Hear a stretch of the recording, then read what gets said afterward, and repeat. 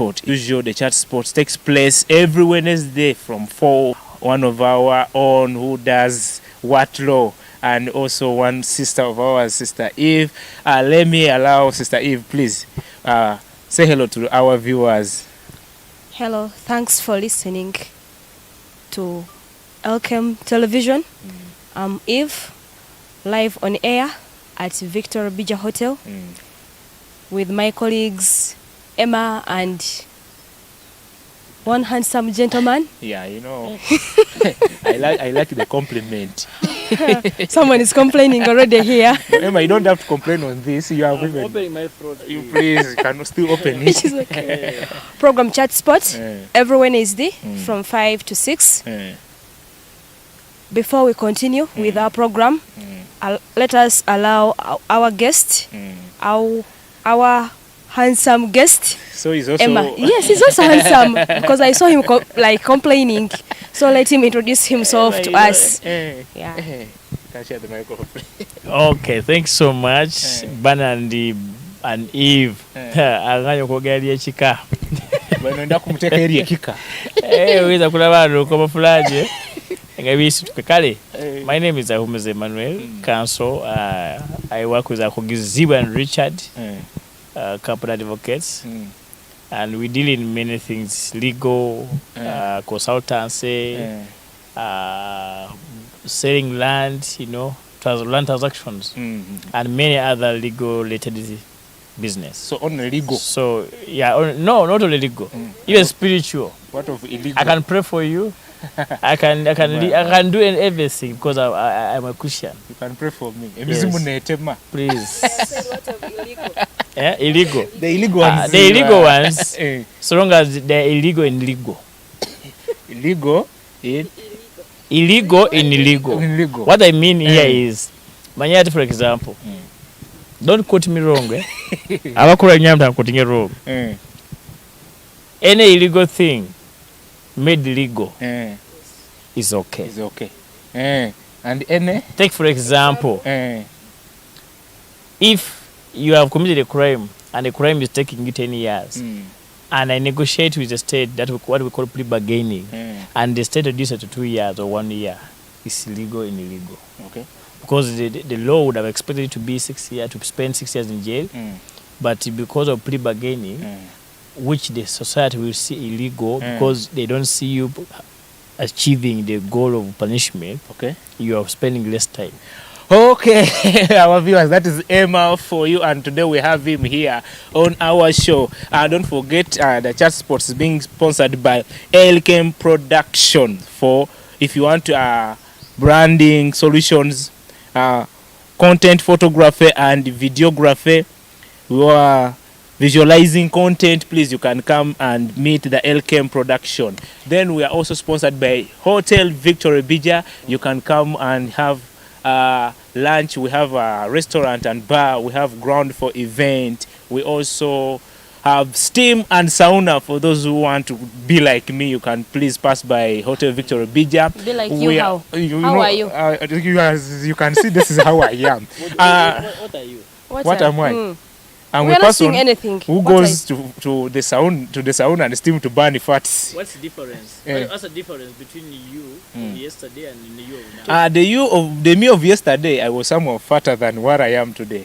And we are also having our media partners, the Cars Media. You can find them in Kijura. You can go for photography, videography, and also drone services. Now, our dear viewers, this evening we are here with a topic, and we want to know why men have undermined women these days. Yes, and they are still undermining. Today we want to break it down to know why have women reached an extent to undermine men. Abwaki abasaija bajogere muno abakazi biro bino. If what do you have to say about this? Because I'm seeing many women are complaining these days. Why? Who are complaining? And also the men also. So women today want to know why. It's like this. Nowadays women complain that men undermine them. Yeah. Why? Number one, men, for example, when a man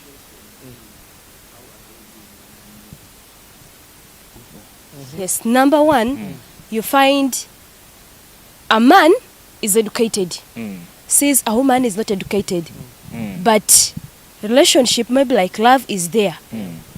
Then you find like with the time when they get married, the man sees the woman is not educated, for him is educated, is seeing like people of other classes, not knowing at the beginning he saw it that a woman is not educated, so undermines the woman. Another thing, you find like most positions like in offices, most people are men. Why not women? Women, you try to sometimes let me interject first there. wait. Let me interject there. Emma, wait. Let her first me complete. interject on that point Let her because first. I may forget. You may. I will remind you. Let me I will interject. remind you. If any woman is complaining that men undermine you Yes. because of maybe of increase in status and maybe the financial marshal, and maybe for example I've seen you today like how you are, and now in 10 years from now or 5 years from now we have upgraded, and my question is, when you harvest cassava from the garden, Yes. how does it look like? It looks good. And when it comes to the saucepan, how does it look like? It looks so. No, you answer me. No, When you just let's harvest share. it, it is raw. Not so. In the saucepan, it is ready. And when It is when you put cooked. it in the sauce, I mean on the plate. On a plate, obvious case, it looks nice, then you have to eat it. Exactly. So, me, I would advise women, before you go to even a third point or a second point, upgrade yourself also. Don't remain. You have a challenge. When a man marries you, you think it's all done, and become sisters to us. Yes. But forgetting where we're moving, we are seeing those who are upgrading themselves. So Emma, before you go up to that point, or she had First some. wait. She was still Upgrading. complete. Let her first finish up with your. It's okay. First finish up. Let me start from where I've said. We have to upgrade ourselves as women. Upgrading how? Because you may find some men, they don't like seeing their women working. Okay. Yes. You may have your books, you may have your papers, or you may not have them. Or like you have the knowledge of working, of making a business, and you make money. But then you find a man saying, me, my woman will never work. You have to start home. Now, Eva, on that point, let me first ask you a question.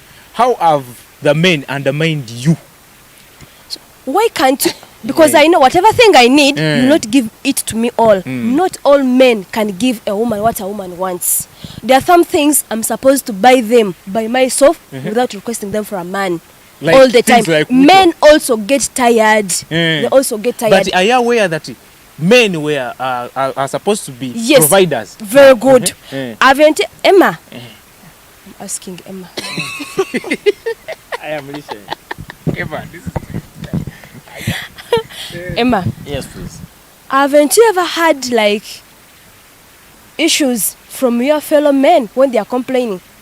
Me, my wife, all the time she wants this, all the time she wants this. They are getting tired. Though, okay, like others, they provide. They get tired. Others, they totally don't provide. A woman is complaining. Why? Now let me. What is the difference between a man who provides and the other one who doesn't want to provide? When you provide, what happens to you? Okay, fine. Let me answer your scenarios. Number one, you say you have asked me a question. Haven't I ever heard of men complain that their women are over demanding? Yes, over demanding. Now that's a begging syndrome.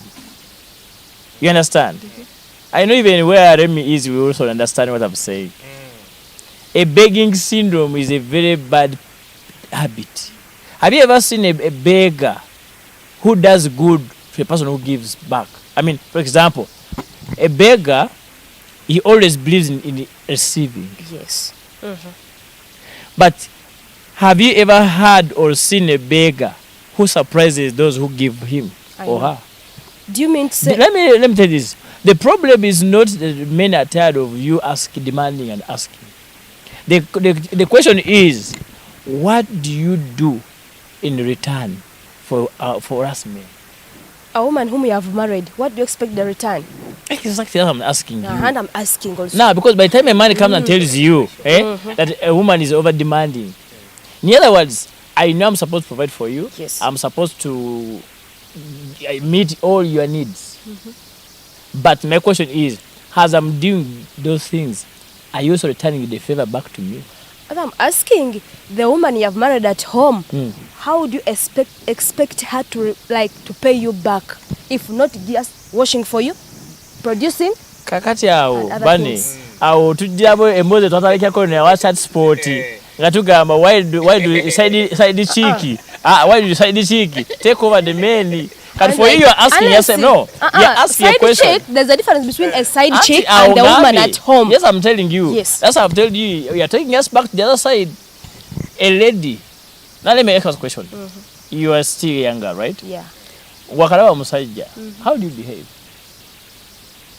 I have to behave like a woman. How do you dress? I have to dress decent and look nice. Why do you look nice? Who loves looking bad? Anyway, when you're married, why don't you do the same things? When you're married, okay, like let me say we differ, right? There are some people when they get married, they just leave themselves. Exactly. Very good. Exactly. Yes. Hakati, And then another thing, why can't you tell your wife? Why can't you correct her? Because they say once you're married to someone, you are now one. You have to correct her. When I was vibing you and you're doing all those things, was I telling you how to look nice? Haven't you ever seen someone you find she's not all that looking, but just the blood you have liked that person? No, even maybe like you said. Now let me tell you this. I'll maintain your beauty before the blood comes in.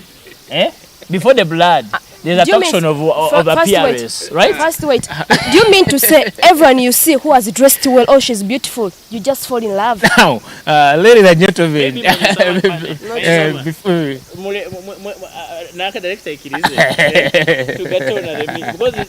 girl needs a hot no, now, this man against her, she's going to face it.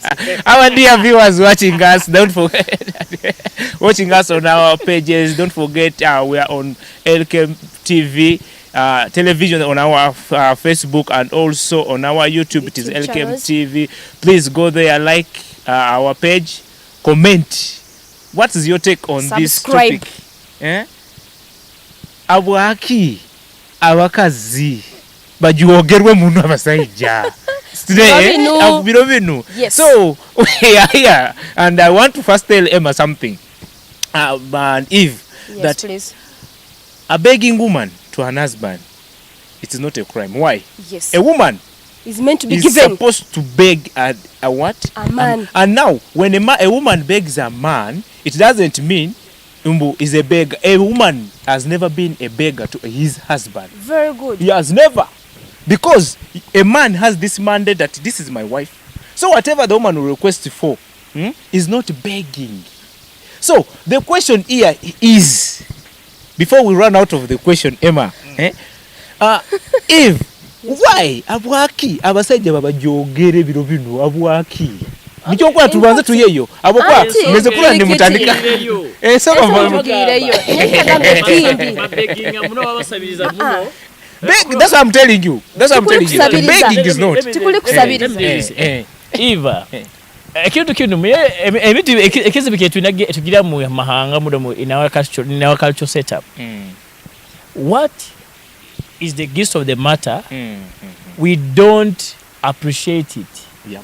We are always looking for technical issues. We are always looking for technical issues to make things look very fancy. Okay. But the truth of the matter is, ekijje kubanza kifumisa abasajja kulabya amakazi amaiso okusabiriza. Emma, I think you've heard my statement. Okusabiriza. Emma, I think you've heard my statement. Omukazi takusabiriza Eva. Omukazi bwakuba alomu wawe. Omukazi bwakuba alomu wawe. Obviously, akwata kusabiriza, it is your responsibility as a man to give.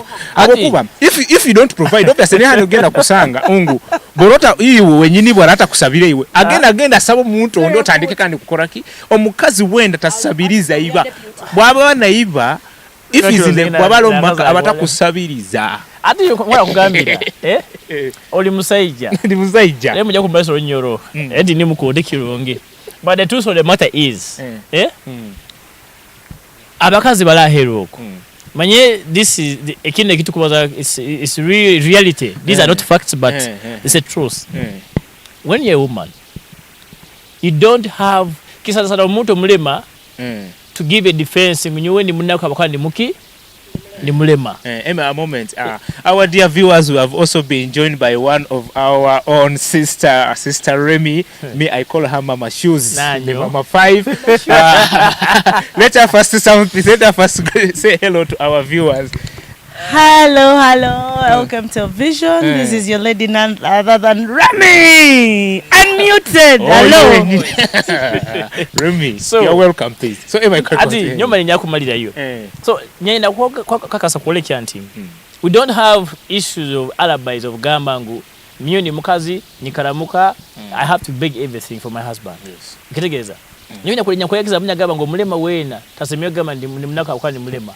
I've seen people who are disabled who have no arms by nabana bakweyogeza bakuchuma omukazi okoli muka ekinde kikozeza abasayija akoyo songe eri abaka abasayija bakola abakaza maiso now omukazi okoli muka na kusabiriza ogana buli kaire kubikano kona ekyabuzo kiri unsaba yes what is your input in my well-being to become better nuko onsabe more. Okay. Mwenegeza.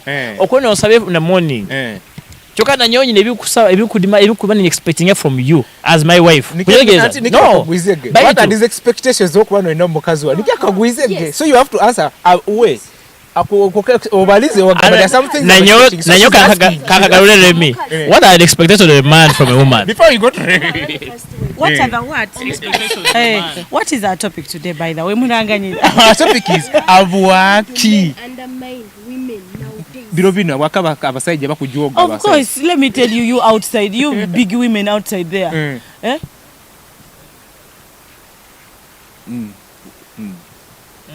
Well, the first question is let's continue. Move. Outside there, bananga abakazi tufune ku magezi mu mitwe. Me, I'm going to kubasabula as usual. I'm not so dependent. Let me tell you, I don't support any woman to be dependent on a man 100%. First ask yourself, what do you put on table as a woman? What do you put on table? 100%. It is written, well stated. Not everywhere, not in any verse, that a woman is supposed to lean on a man. Na ye, gwengo mukazi, in a man's response, in a man's life, what are you putting on the table? One, omusajo, that man is going to despise you. He will be there. He'll be like, echechikazi. That is why when you see, if they get others outstanding women outside there, ngabaina something to support, they let you there. Just because you're nothing. Support. Of course, let me tell you. Support, even finance. Everything. I think you can share the mic for that. We shall Was women, we don't refuse to support a man, right? My complaint, my most emphasis is you find a man has married a woman, has put at home. The man can't allow that woman to work. My woman shouldn't work. My woman shouldn't do any business. Even though you bring an issue on table, the man will say, me, I do my own things. One that is army. Now obutole tolo obuli mu basajja abatasoma. I'm one man's army. Yes. Some men do it. Let me tell you. These days, even women, we have a stand. We have rights to talk. We have rights to express ourselves. Me, if you put me there, you're like Remy Manichi. Don't work. Tokola. Don't do this business. Don't do this. Don't I'm one do man's this. army. I shouldn't buy your idea.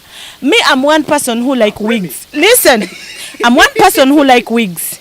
I'm a mother of 5, every kid with a child, with a father. My kids are going to school. So how can you like no vayo mumpare walezo nongamba I'm not supposed to work? So I was asking, why do you deny your women to work? Exactly. Why do you deny them to work? I want to talk. I'm for men. Not everyone. Not every man. Now, let me tell you this. I said some men. You see, yes, it's some. Yes. But let me tell you why some other men don't prefer their women working. Number one, we are looking at how to save our generation. We have had a degeneration in terms of discipline. Why? Because our children have been brought up by maids who also come from a very fragmented environment. Okusanga maid banarugire akakola na nyina wenka buna kuli na kina street buna kuli aine mbezi muzalabire muko omuntu hati loko omuntu noja kuba no habujunanziwa kuzo mwana wawe. So me as a man who will wish because omukozi nyeka ja kuluga agende, this child will remain bakwali problematic. It will going to be problematic to me and you, not the maid, because the maid is going because for her once the man is not there or maybe she gets a better place she will go. Now it's going to be my responsibility. If I cannot make it and my wife to understand it, some men have issues of explaining their ideas to their wife to buy them. Nakitaka as a man agadi msaidia ati no, don't work. But behind the reason akono kuza abana abo mungeso zanyu. Two, akwena na amaka gaba mkitinisa because turoze muna amaka yinyo muamino mukya mu ruga mukagenda najamwe ebinyenye nibikara baboda manya abakwana bananka abamaidi manya aba neighbors aborugambo hati noja kufuna na bad neighbors kuja munji yawe bakona kora byakwenda wegeza. Even that's when you're going to be saying kanite mayamnya mukazi nga kanite mnyanyo bunino ga kanite mwenanya kale muka nawe ni genda byabu. So usanga at the end of the day ekaya etabutabu yiwe. So me as a man, I will have to advise my wife, stay home. Because first of all, the reason why I married you as a companion. Two, I married you to build a home. So whatever you will need, or maybe if you feel you want to work, then also na yo mukazi chikukakataho persuade me. You know, you see women, for example, in the book of Ruth Kali. Ruth, how she convinced Boaz to marry her. She did not portray herself as a prostitute. But whatever acts she did made this man read the letter in the envelope. Nayo nkomukazi bano uramusajja bakugumikiza takwena okora. Baone cyo kumuconvincing. Baone cyo okora muka. No waragame utokora. Balisi kumaisa ngubawata akamita okora. Nguno muka waleme ku beautify ngawoleka ku adding value. Na manyaga me surely I'm not alone. But this issue of akwakana nayo okora anayo kaliyo beteire omaze kubetera ati embere muka sisikaire no musajja bakubaire arwaire you feel like no no issues abakazi kwara maiso. Okay, Eva has something true. Ala point yogambirege you want onyina bana like to raise the kids with discipline. That thing not so. Then you have a right to provide for that woman. So at the same time, why do you still call the woman a beggar? Is she a beggar? I think I'd explained that point very well. I understand. Now, if you want me to repeat that question, I told you, and actually that's when she interjected and intervened. Actually, she was adding a value in what I was saying. When a woman comes to the stand of being a beggar, you understand? It is when whatever she's asking from you and you're giving, you're not seeing a return. Take for example, bulikaire kono saba sente za kina choko bunga okamuka osanga ebyokola tibihire mbwire obundi sanga ebyokola bihoyireho ni nyata ni malengeza mu hoteli wetegeza okusaba sente eza muka za upkeep yo muka choko na abana usanga empali stemukire okunyetegereza okusanga nenete itemukire hata aho you are a beggar because a beggar doesn't add a value in your life. Kimanyere every time you give a beggar money taiko surprising na yakweka sweet tinuko all what you expect from him or her is receive. But what is he giving back to you? But Emma, me, this thing is in two ways. It is two-sided. Yes. That is, I'm now coming into the topic. Very well. This thing is chirimo into bibidi. A woman shouldn't be called a beggar, but a dependent. Very good. That's a good word. Yeah. Now I'm fine. I am not a beggar. Now I'm fine. Yeah. Let her explain. Yes. To me, I'm not supposed to be a beggar to my own husband. Exactly. I'm supposed to be a dependent. That's what I was saying. Yes. Emma. Because I'm your spouse. Emma, we've reached even an extent of exchanging rings in a public, in a crowd of over 500 people. Why should I be a beggar in your life? At least a dependent. Now, the word begging will never be told at your face. Do you understand me? But these are the things. Of course, now the topic is embroidering what men say outside what women, where women are not. behind your backs, what do we Why say? did you talk about No, these are this now. The topic is unveiling what men say behind your backs. Can you get easy? Now, to you, I will never see you a beggar because I love you. I don't want to trouble. But behind your back, I am. So why should you talk so so now why? Why? Why the actions you do? To be honest, we are all human beings. But listen, no. Okuzana nyo kuzara. We try to baba zaidi. Nikiwa beta zaidi. Ozana yani kwa ki?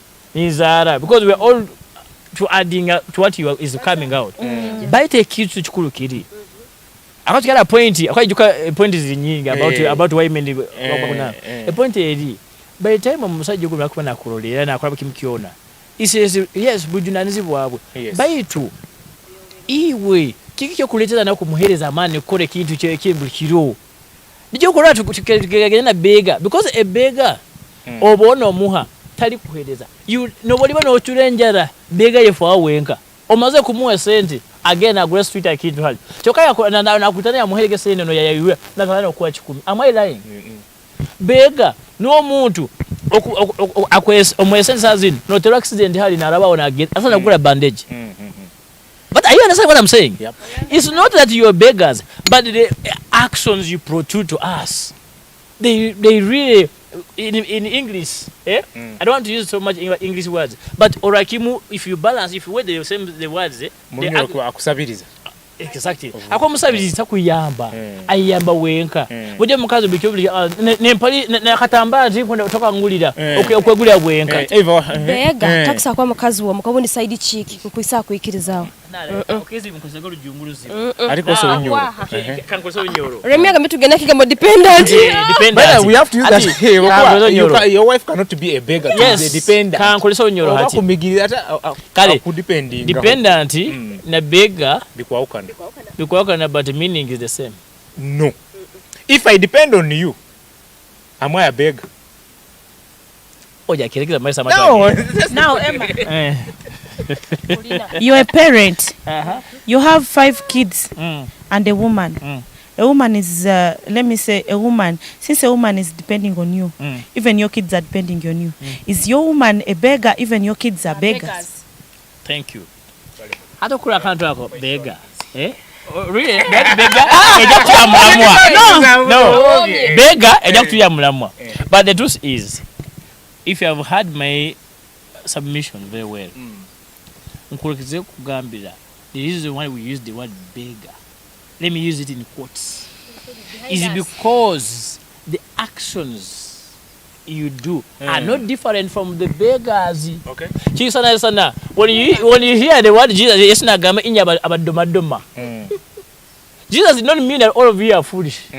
But he borrowed the word foolish because the actions of the foolish were the word we were seeing in those who are called wise. So, me using the word beggar doesn't mean we are beggars. Okay. But nyikireka kuoleka ngo ebintu bimukora bisa nasana abana abantu turane osino sabiriza akoko muntu gwamara kusabiriza no boli bane akora ki akuyamba. Okay, thank you Emma, thank you.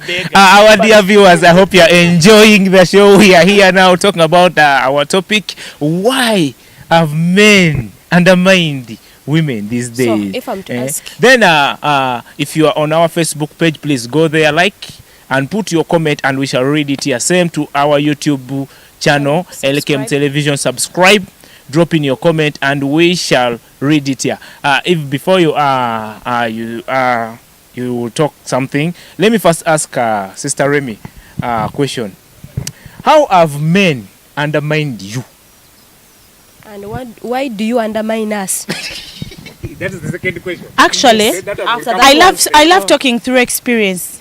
I've not gotten any man to undermine me because it's agenda. I don't go, and I don't accept to be undermined.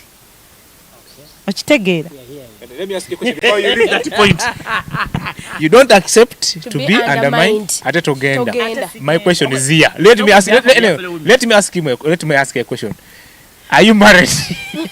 Kwanga tojagenda. She says she's a mother of 5 kids. I'm a mother of 5 5 kids. kids. What does that give you? Buli mwana ne tata. Well, that means I'm married to 5 men. Yes. She's practicing family planning. By the way, let's get back to the topic. As me, you cannot undermine me. But sincerely speaking, now let me get back to my parents. Why? I have seen and gotten enough experience from my mother. Yes. I'm sorry wherever you are. I don't know if you're watching Saga Kumabenjoga Siviman. Naye, I have seen her suffer during her old age. Just because she was undermined by my father. Yeah. Daddy, wherever you are. Wanzala chagwa chikawa toina kiokora. Daddy wange, he was actually, let me call him a retired general. Yeah, he married my mother, namufuga, to an extent that even when my mother could beg him just to go to her place, request, ngamugamba no, which has affected my mother so very much. Inze nganze, I grew up ngangamba, I am not going to go through what my mother is going through. Nakula chiganye. Because you learned a lot from her.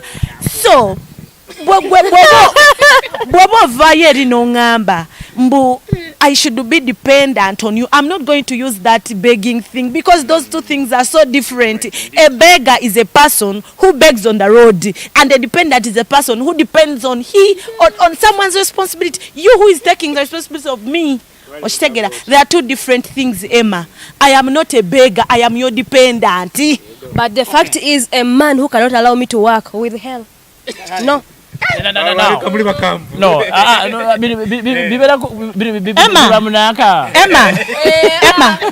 Emma.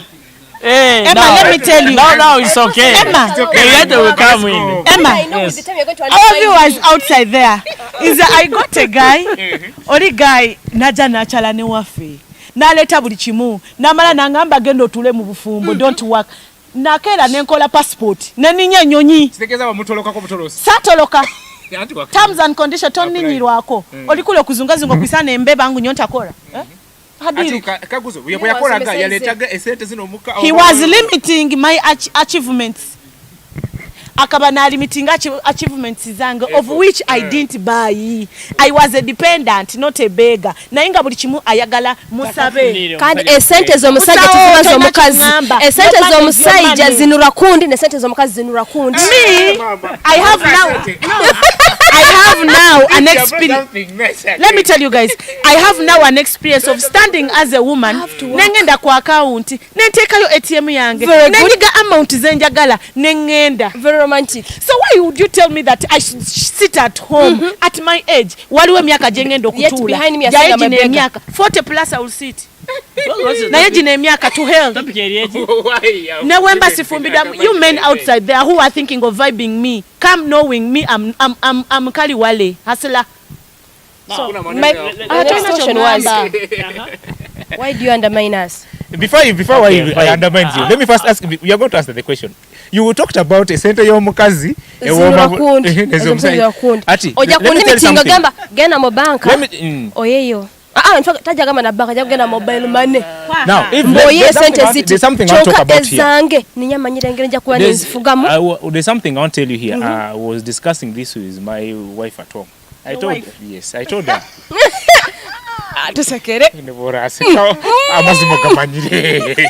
We were talking about something and I told her, my money is our money. Yes. Your money is your money. But why? Outside, because the money I work has helps to all of us at home. For the one you worked is up to you whether you bring it or not. But my money is our money. But for her, she has a mandate that allocate to China, buy China koraki, without me forcing her. Now, I want to clear out something very well. Emma, Bane, and Eve, on this program, this topic, I think we are trying to educate our people outside there. Let me tell you, we shouldn't be so expectant or to take things on a silver plate. Men outside there have kids, women have kids. You come to date each other. Nga Emma ina bana bebana when I have my 2 kids. Emma is having a bigger plan for the kids as well I am. Emma netusimagana, we date, we come to an agreement of being together. You're like, you know what, Remy? Abanabo, they are now my kids. And I'm like, Emma, you know what? Your kids are my kids. We have bonded, be it inside and outside, right? Emma, by the time I came in your life, you had your plans before with your kids. I also had my plans before with my kids. Okitegeera? Kati tukwataganye. Emma, ngenda kujja mu bulamu bwo. I'm not going to scatter your programs. Okitegeera? I won't stop them. I'm not going to scatter, I'm not going to limit you because those are your biological kids. In the abange, you're going to love them just because for my love. Very good. But you're not going to love them as your biological kids. So here comes ozimbye nyumba. Nzize sanzo jizimbye. Olusi netwongerako endala me and you. Emma, would you really get one of your item nojiwo mwana wange noleke uwo?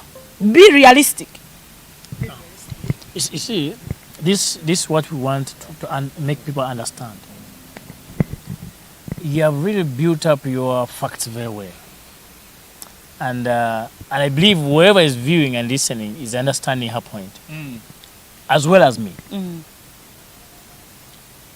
What is yours is mine. Exactly. And what is mine is yours. In actual sense, leave alone the law, because even the law will provide for the room of the children whom you have, even including the relative you have been helping. Meaning that omwana wawe wange. Yes. Even when I'm bequeathing my properties, when I'm sharing them among my children, their children are not exceptionals. Do you understand me? Amongst 10%. Yes. Osobola kuba 1. No. Oh now my God. Actually, listen. Listen. No. Listen to me. Emma, No, nyowe nkwaine ne bizeyi byona wadde bijaja byange. I know. Listen to me, Remy. No, Eva. No, let me talk. I've seen people of recent. I was tinja kubaza cause bana abantu bakuru muno kanimanya abandi bakabana ba politician Mosin. One time we had a chat. Kasangana one of the law chambers. Twada kunyumya. The issue we're talking about, there was one gentleman who was saying he cannot sikiza mukazi we bintu. Namwabuza nyamugamba, why can't you let your wife become a heir of your property? Yanga mukazi for African traditional blah blah blah. Nyamugamba now. Me, because I'm from 6. Ngani you are the heir. Why? Nyamwesonga nyanga number 1, because now.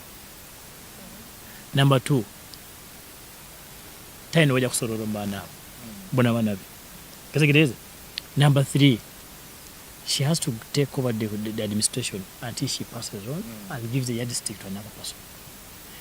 Ati yanga mangu mukazi tabame uchikanyaga no. Omukazi bomuswera immediately wachika kyanyu. Abo nsonga nuba afata mugala ayo.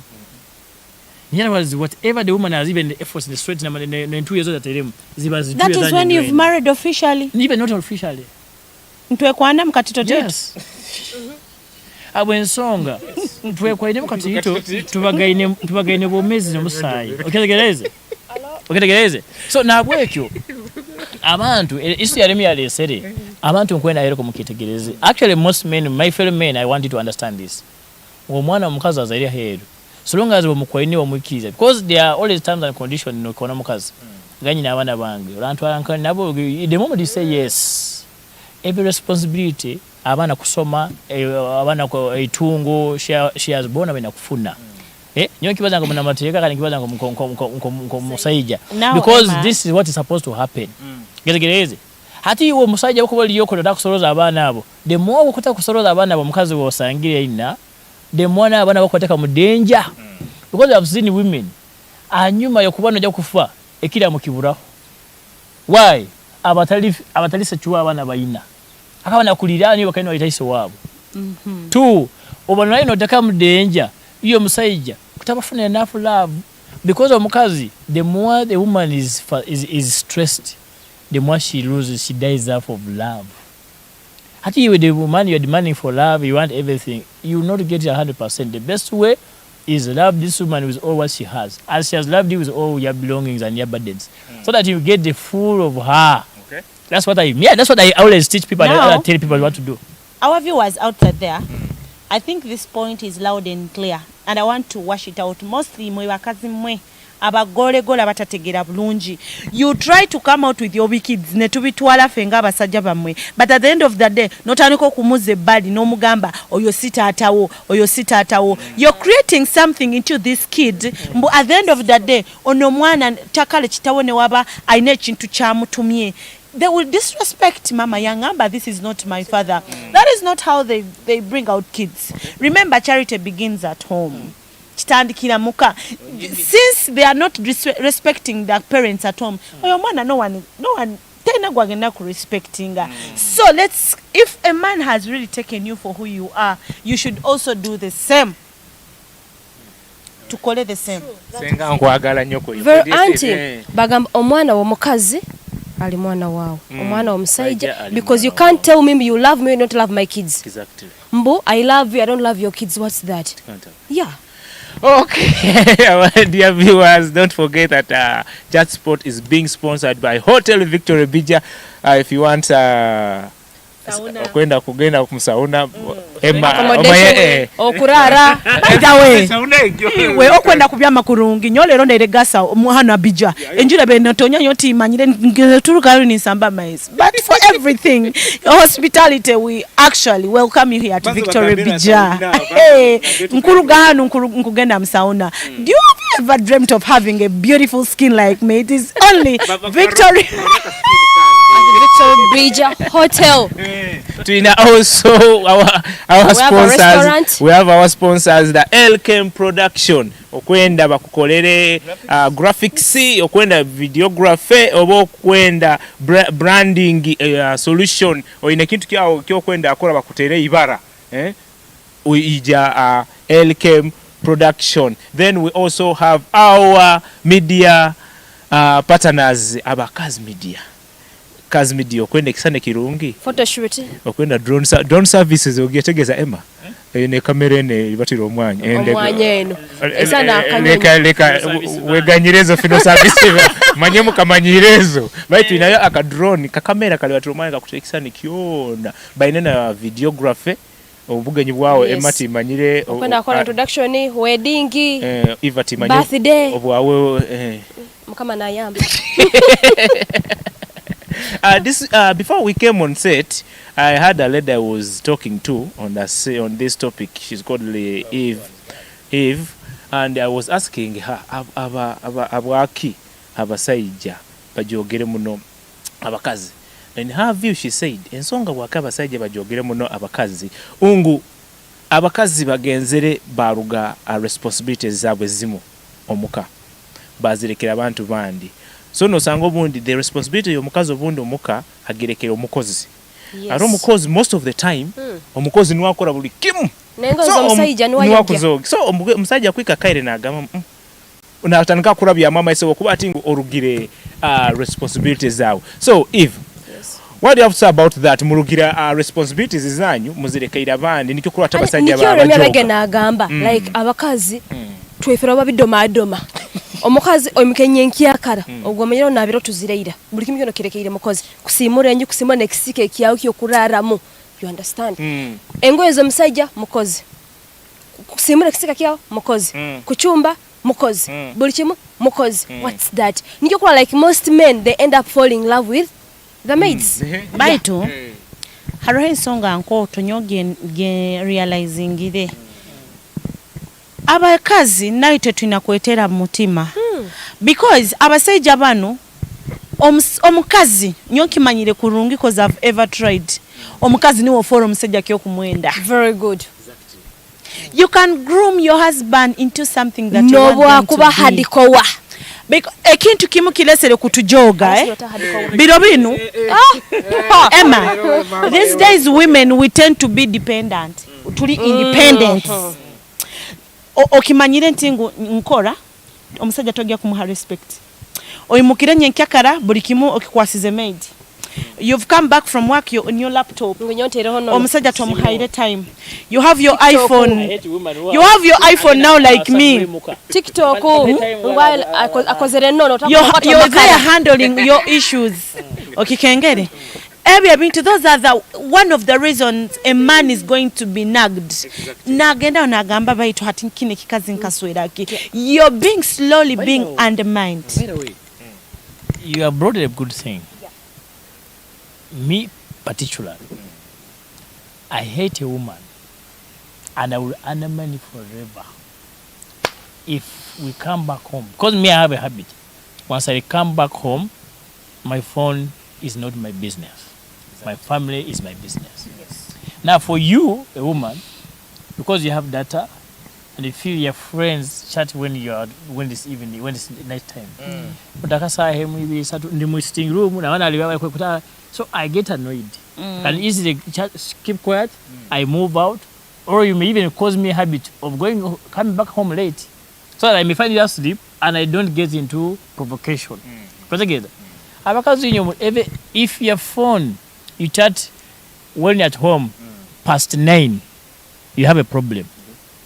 And the man will undermine you, and the man you will be forced to look for a woman who respects him. Because the moment you get chatting on your phone or WhatsApp or TikTok at home when your man is there, that's disrespecting That your is, man. I'm sabotaging myself. Ndimukia chwera nyenka. Okengere. And other things. Like if you get married, you're engaged to someone. Now like I'm engaged to Bane. Bane onsangire bankwaino. Of course tonsangire ndi virgin. Nyonsangire ndumba rumbire irandwaine ntaro. Wankwana. Nyowe munkwijambo omezi wawe. That means I have to let everything go. Baita tobu nkutandika kuijuka omusajja wange ex wange Bane yabe atakunkora ati but my ex ekyo kyonka. These men are wise. Sometimes they tend to keep quiet just to keep peace. Yes. They are so wise. Iwe mkazi okusagamba I'm doing it out of his presence. Baito abasajja bano bataha abasajja bagezi. That's why you have to be under a man. A woman can't be under a woman. It is a man. Omusajja najakura kasasiro yao yona yokora. Itona tukimanyire when a man comes out to speak something kiba kimujuahire. They tend to want peace and keep peace. But about that one. When a man comes to speak out, he also already have a solution. Yes. So, nyowe bukuba ndaho, you may not want it for the rest of your life. Ndaho, iwe no gamba, why is this? By the abasajja banuga. Abasajja banuga. Nabeerawo nawe, you're like demanding sexually, tajikuwa. You're like demanding everything. Manya, you're being undermined. So those are the key points, by the way. We believe not to but those are the reasons as why these men try to undermine us. Kile kyogamba nti, what are you bringing on the table? It is not money that you're supposed to bring on the table. No. We need your reasoning capacity. We need your self-appearance in the house as a woman. Because tuchimanyi nti a woman builds a home. It is not a man. Yes. A man adds like 10% in a home. A man is supposed to go outside. 10, 5. No. 10. Why I'm saying 10? Because he's covering all the house chores. Listen, if no, leka nkugambire my point. Yes. The man holds 10 because no, it is 10. Why making it 10? 5, it is for you as a woman. How akukwasirata? Well, tuchimanyi bulungi by the okuchumba kuba mufumbo omukazi gaba matu omusajja giba mikono ohuliriza ota omusajja kwasira ota. And how have you responded? Then omusajja kwasira ota, how are you responding to that woman? How are you responding through listening and acting? So a woman nobokusanga maka gemerere gataniganyirira, that means this woman is strong. Omusajja jakuja kutera he million, but trust me, if your mendula belonguta is 0, bajja kusanga maka gonigala kinga. A man is not going to know omwana ona joireki ola joireki amata galimu mu fridge aliya amakara lero tulireki omusajja tagyakera kugambe today Eva chumba enyama. It is up to you, but as a woman who has sense of humor you have to learn how to use those utilities omusajja zalekere. One, omusajja ogwo mulimo gusa kufa baiti wenko mukazi buli milioni yabere naleka mukayonobero n'ogirya bulya oba kambegesa bakazinyi tuina kuba bakazi bagezigezi nko bwana bwenjoka ne Bible kibaza mukikengere omusajja bwalaba kulekeireho omutwaro gumene kichweka. If you can eat rice and beans save that 7,000 zigya kuyamba nyenkya na nyenkya bora saving 2,000 zikire kanana. If you do that for a month how much money is that? And reserve to that to saving no fumba bobi ochikengere because every time a man is bad food because you are saving barange women those are the points bila kumanya ezikulemesa abasajja kubala maiso. Every time you cook bad food you are making a man to despise you. Like kazi kinu tikimanyira kuchumba every time the moment a man have that kind of negative questions my dear is losing out to you. You're undermined. Yeah no rakuzira kawunga na mucheri ebihimba chube kihimba kiri class Emma no tina buzibu nakyo Emma is what I'm telling you women outside there. It's okay but make a decent meal. Emma okay Emma women we always have missions. Me nze nyo mbaza kusigikira ali nyowe I always don't do outside examples.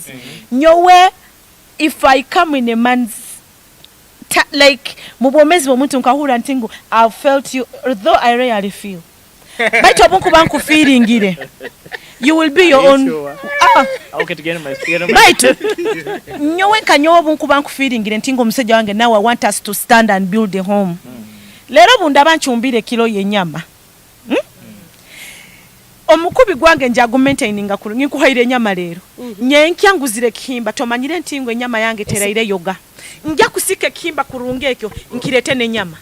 I'm confusing you. Okopeta izinga ema kurani ema kurugano genda bijara wena manyange hoyira muga oja kumanya ntingu lero achumbirege nyama ne bihimba. In actual sense nyowe deservingire I have my mission as a woman. Tomorrow ekihimba ekyo njya kisika kurungiwe otahemaka omukubi ndaba ni nguhira maka supu ngulete nka muchomo ago magezi gange okikengere nabunku bankusikire like kankuga no ankugambire me I always talk about myself. I'm after mission.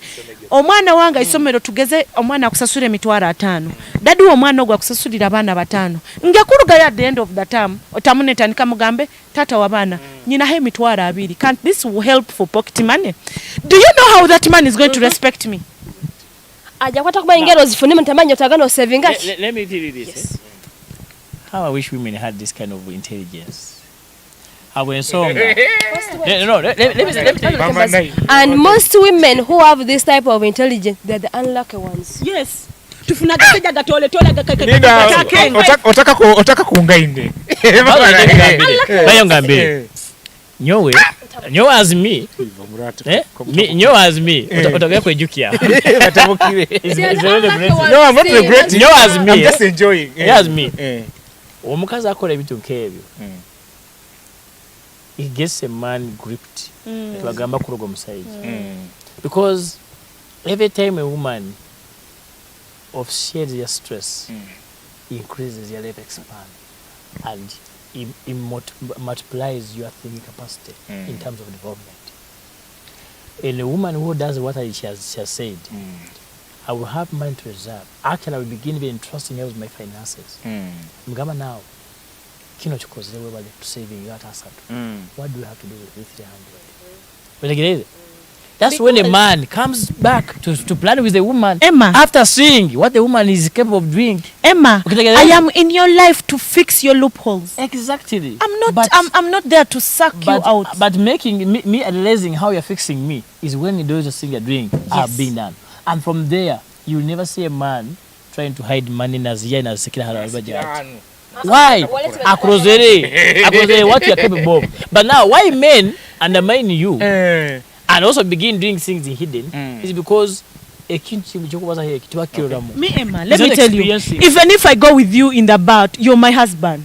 Ngenda kugamba, babe, today you're going to take 4. if you go beyond 4, you'll see my reaction. Because I'm counting for tomorrow. I don't want you to be a nuisance. Ladies.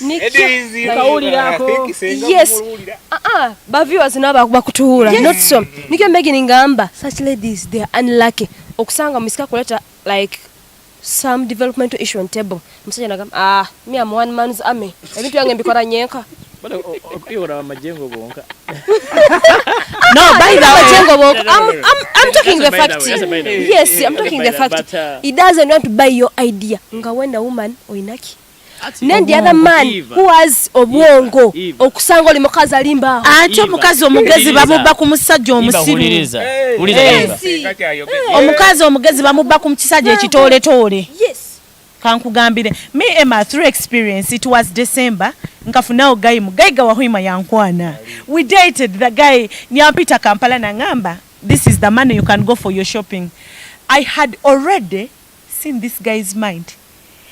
Yali alowooza yeku okubeera mugezi 311, I was 322. Ne musoma bulungi. In the morning nakwata emitwalo 7. Nangamba, Remy, this is for your what? For your shopping. Remember Zikuwade, yet he has excluded himself. I went to a shop.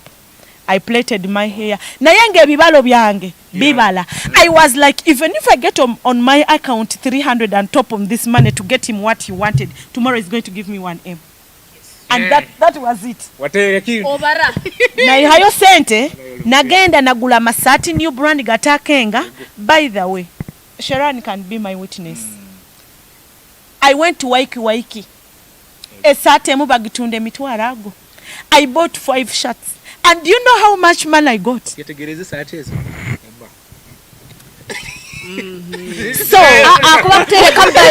kabali. Yes. I nutrition. Zotekamo. Zotekamo. No.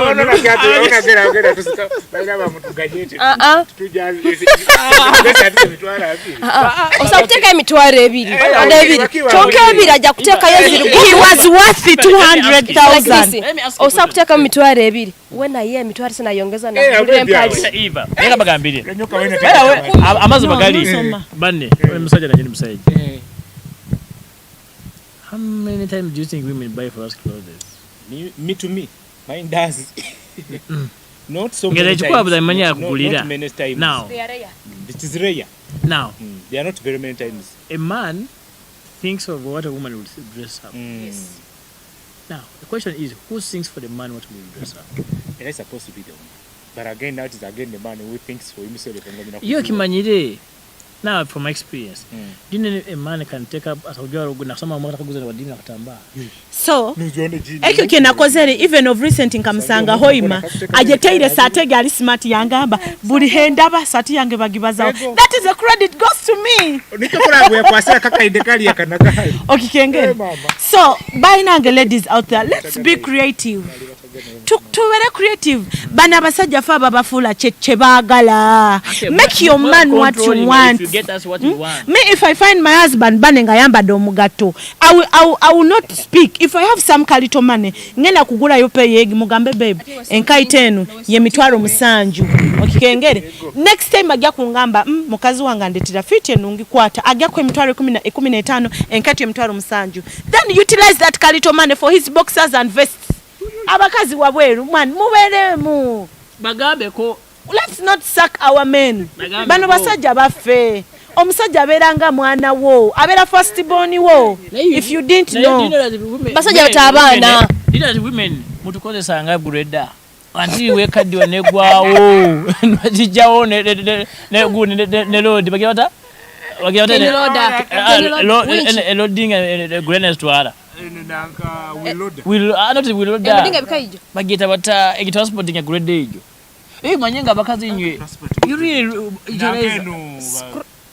low bed you utilize us until batwanga na low bed ya drip musajja nagenda kuika wena ojenye akimanyeko yo musajja boswerwa ngune sende zawo osana kulima gena kugula kanyama wenda gena anaka akolopinga no twala out because every time you take that to kabitekeza abomuka kiana abana blah blah there is a woman I told nyo musajja wange like a week wakuba nandekera akasente za kameza emitwaro 2 bukakya leero kandetera omutwalo abeera nandekera emitwalo 2 nasanga enyama andekera omutwalo asanga ebihimba ajja kusangaho enyama kimukatiriza muli agambe omukazi ono ebitekerezo by'omusajja jagamba afunireyo omusajja onda kumuha sente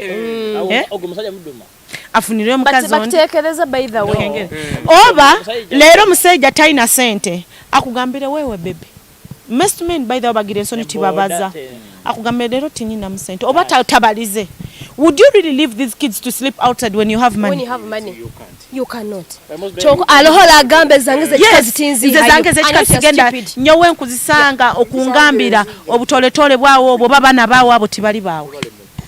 Thank you very much. I hope our viewers you are enjoying the topic.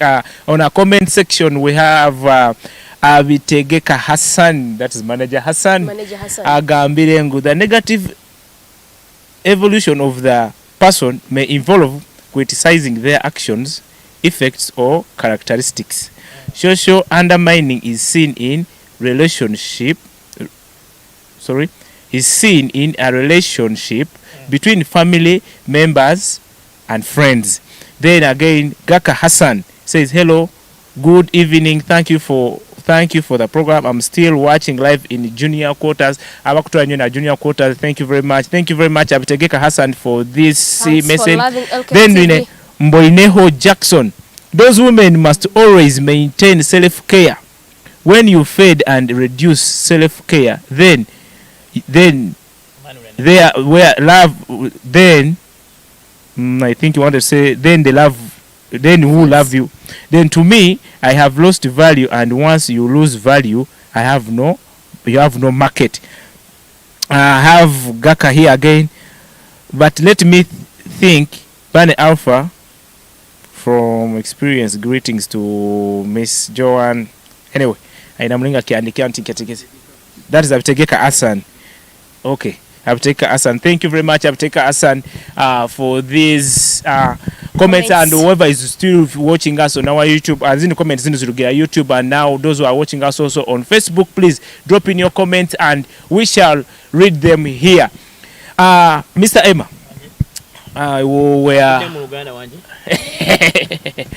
you've heard the ladies what they have said, yeah, and actually I was so quiet, critically intervening and digesting and enjoying their conversation. In fact, these ladies now have come to our side, kind of bazaar good things that the women are supposed to do. No, what they're doing is good, so that the women can know their stand.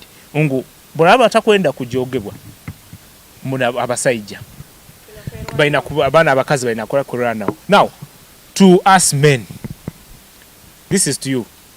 Why have we gone ahead kurangu tujogera abakazi bana?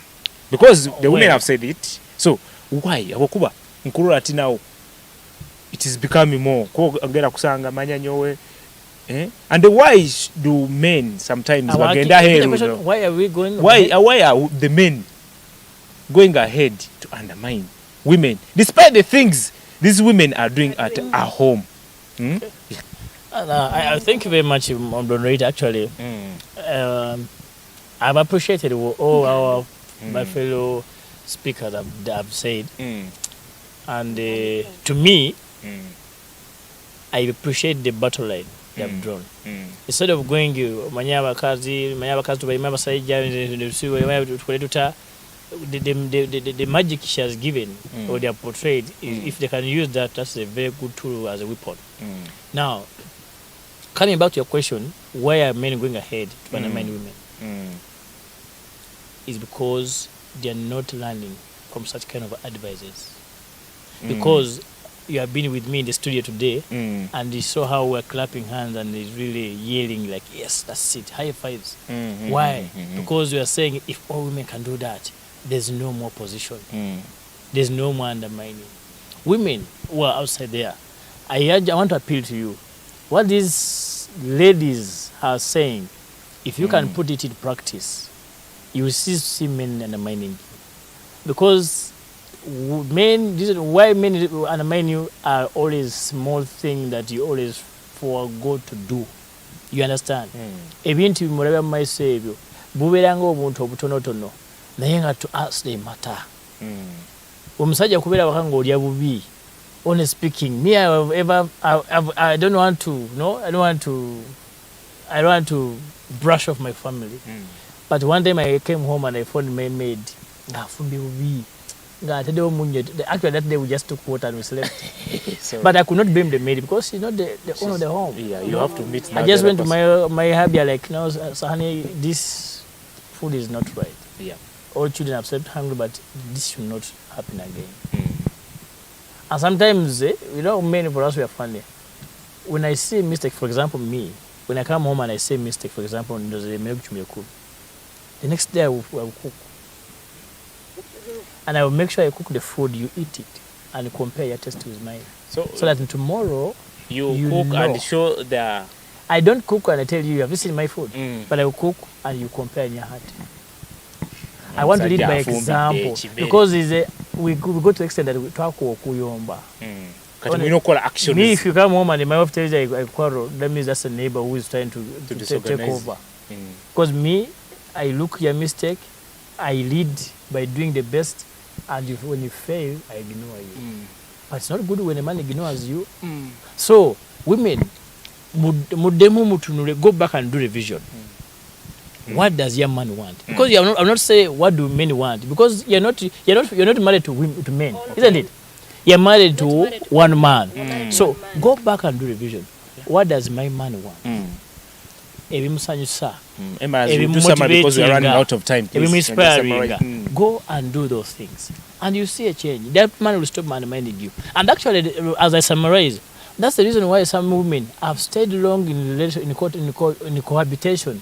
When men are afraid to go back to their parents and see and visit them. Every time a man wants to go back home, I be singing about say wow. Now raving to me byokuram I cannot do. I already the family get so you know what that one man get wow. Change. Okay. And he will respect you and respect your people. Okay, thank you very much. Remy, nitumaliza, what are your last words and what do you have to tell the ladies and the men now? No, me, I've said it all. Yeah. We should try to look into ourselves, both ladies and men, our sweet husbands. You should listen to your wives outside there, because the effect of being undermined is not to and I think we can try to adjust on other things and let our relationship move on perfectly. Because and marriage is something wide and relationship is wide. Those two things are different, but if you combine them, it is one. They have one meaning. So, all in all, it doesn't need dambolio okubera omufumba abe ku magezi agatoolako. Natural knowledge is born. Ne waliwo gwena okweteekamu ng'omuntu omukulu. So let's put everything under considerations and understand each other. Those are my words. Okay. Please don't miss the unmute on Friday by herself. By the way, our viewers, Elkem Television. It is Remy unmuted. Which it was Asabula. I always unmute. Maybe even if you're putting on a data, yeah, because I always speak what I don't know. And I always don't even have copyright, but I usually speak. But it's always Friday. Kuvasawa mkaga mpaka jenko wera. Budi chimu. Okay, Eva, what do you have to say in your final words, because we are running out of time? Okay, our viewers of Elkem Television, we are now giving our climax or like remarks for our viewers. Ladies or women outside there, know your role. The man should know his role as a woman. I mean, like as a man. And men, like when your woman is in wrong, you have to correct that woman, not in public. You have to bring her, say, my wife, it's ABCD. Okay. You have to do like this. And also your husband, if he has done maybe like something which has not pleased you, tell him, my hubby, do you know what? In privacy. Okay. So that you should run the family very well. Rather than you have seen your woman is in mistake, or you have heard something about her which is not good, then you start reacting. Not real. That's not how they do things. You have to do things in privacy, and then you should say what to do, and then you should create time to sit with your man on table and discuss developmental issues. Not that all the time that in the morning I've gone for work, maybe supposed to come back after eating you sleep. Not really. Very good. You have to create time at least in a week. You create yes, you have to create time, sit with your wife too. Say, hubby or wifey, what are we supposed to do? We do ABCD. Can it help us if we do like this? Can we go through? Oh, will it help us in ABCD? Shall we make some achievement like that? Then that's it. I have a question for all of us as a son. What's the time of what is planning time for people who are staying together? For that question, we shall put it on our social medias as he has asked. What's the planning time for what? It will be as a topic. For people who are together. So I think you have said we shall put that on our social media. Now I want to thank the following people who have been online. Abitegeka Hassan, Olimutauni nkura mukizomu nonki manyola okunywa ka juice nkukuru ano ngambere ola Joan Miss Botika okunywa ka juice Mboineho Jackson aberegana program yaito ya business. Thank you for viewing and business all ethics. And now bona bene watu watching on this show of Chat Sport. My guests, thank you for coming. Remy, thank you for coming through. Emma, thank you for coming through. Actually, you can see Emma is one of our own. He does Watlo, and it's there tomorrow. Esazinga? And we're going to deal with children's rights. Okay. So it's going to be. So tomorrow, please don't miss children's right. And Eve, thank you for coming through. I know we shall always be together here. And all our viewers of Elkem Television, don't forget we are being sponsored by Hotel Victor Bija, Elkem Production, and Cars Media. See you next Wednesday, same time, same place. I'm Bunny Alpha. We